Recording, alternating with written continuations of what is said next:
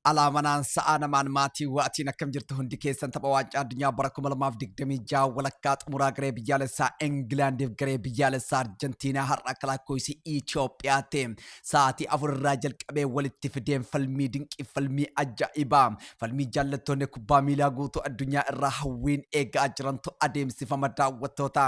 eegaa gareen biyyaalessaa Englaandiif gareen biyyaalessaa Arjentiinaa seenaa addaati kan waliin qaban eegaa daawwattoota والأبي بيوت لمان جدته آيسلاندي فوكلاندي جد أمورتهم ولين تايسان بركود السجل سديت تمي لما بودا بركود السجل سديت تمي جا يرو مارادونا انجرو دا وطوطا ولين تبچو دانگرين بيالسا أرجنتينا انجفته وران چرتي كان انجفته مو انجليز دا وطوطا هر امو توقوت افرط ما بودا ديبي اني ولي تقفاني جرو دا وطوطا گرين بيالسا أرجنتينا فگرين بيالسا انجلاندي ايقا فالمين إسال لمان جدوتي اديم سفامم دري ورانا دري كوبا ميلا ولي تدبلمو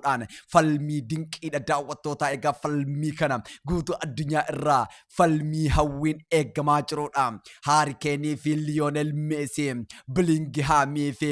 Enzo Fernandez jidduutti falmiin taasifamu falmii dinqii falmii ajaa'ibaati daawwattoota falmii kubbaa miilaa ol ta'eedha daawwattoota falmiin har'aa istaadiyeemii Atlaantaa Joorjiyaa keessatti adeemsifamuuf deemu eenyu kan xumuraaf dhaqqabee garee biyyaalessaa Spain wajjin falmatu England moo Argentina Harry Kane moo Lionel Messi daawwattoota har'a sa'aatii 4 irraa jalqabee daawwannee daqiiqaa 90 booda ammoo deebii isaa kan waliin argannu ta'a. Taphicha yoo ilaaluu barbaadan afaan Oromootiin fuula TikTok Israa'el sabaa fi YouTube Oro Sky Sport irratti komentar gochuuf qophaa'eera. Eenyu kan injifatu hundi keessan viidiyoo kana koppiliing ishee riippost taasisuudhaan